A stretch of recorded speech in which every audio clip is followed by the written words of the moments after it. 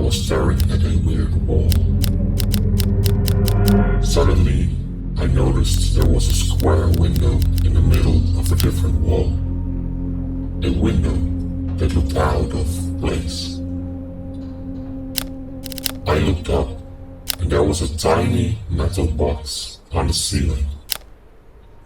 Like a little box with a hole in the middle. The metal box was covered with a dark, almost black fabric.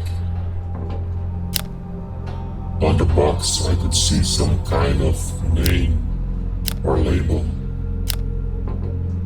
It all looked very strange. I looked at the little square window and the little metal box. I started to get excited. I was going to make it. It was just such a simple puzzle. I heard the clicking of glass against metal. I spun around in my chair and was able to see where I was in relation to the door. I knew I had to get out of the room or there was no way I would make it. I ran towards the door and saw that it was locked.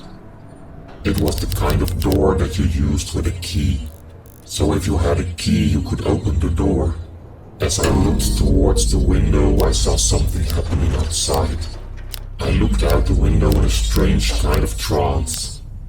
I couldn't quite tell what I was feeling, but I knew that I was on the edge of fear. It was a black sky, but there was some kind of disturbance outside. I could see a thick cloud. My first thought was, the weather is going to change. There is the possibility of a tornado. I knew a storm was coming and I could feel it. I could feel it in every part of my body. It was like it was trying to get into my body. It was so humid that my skin felt like it had been soaked in a bucket. It was hard to breathe, and the rain came harder and harder. I wasn't sure if it was the rain that was making me afraid, or if it was the storm. It was a large storm, and it was coming right at me.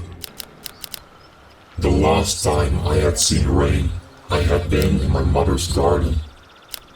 She had planted peas and cucumbers, so that when the rain came, the plants would produce the most beautiful green harvest. I was surrounded. I was surrounded by a wall of water. I screamed. I cried for help. I cried out loudly, but nothing happened. My voice came from inside the little metal box. I woke up a few days later, but I couldn't stop crying. I tried to open my eyes, but no matter what I did, I couldn't see. I was crying, and I was crying. It was such a traumatic dream. I can't believe I hadn't experienced that in real life.